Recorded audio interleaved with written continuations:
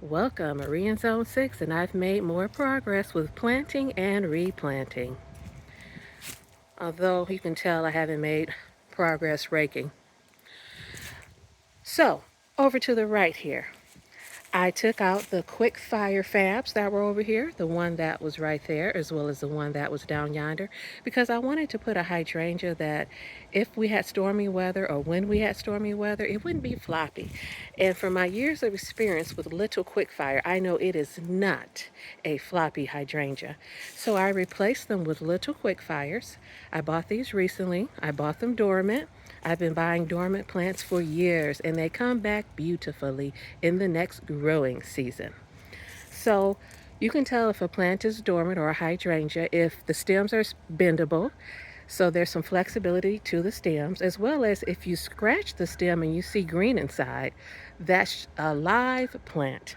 Though it may not be so lovely, it's definitely alive. And down yonder here is the other one. Once again, I bought it dormant.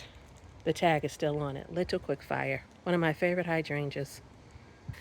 Up on my deck in the back west garden, here are the Quickfire fabs I dug up. I planted them in these containers, and I'm thinking I'm going to leave them on this back deck next year. That will be pretty up here. So that's my thought right now. A plan, not a promise. And look at these cute spruce. I think they were like 75% off, so I got them for about $2.75 each plus tax, and I think they're just adorable. Mm-hmm. Over by this fence extension I built this year, I divided these two back hosta, and let me show you where I put them. Heading to the back of the west garden, past my, what is this, Gatsby pink oak leaf hydrangea. Mm-hmm. I put the divisions right here, headed back to the hidden garden. I put the divisions right over here because I'm impatient, and the little divisions or pieces I had already planted over here, I didn't want to wait for them to get bigger. So I planted them right here, and while they're not lovely now, they should be lovely in the spring. I decided not to deadhead this anise hyssop right away. I think I wanted to go ahead and seed so that I can move some of those seedlings around in the spring.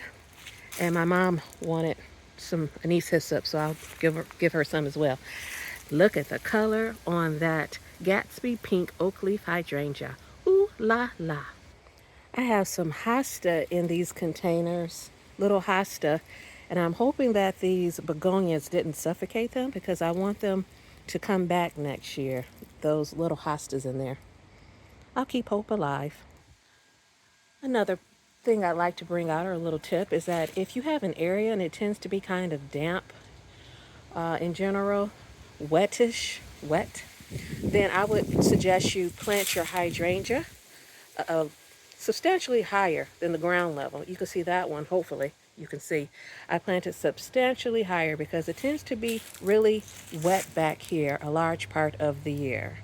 Actually, I plant most, if not all, of my hydrangeas at least a little bit above ground because I have clay soil, which tends to be damp anyway. So maybe about an inch or so above ground is what I probably plant most of them, if not all.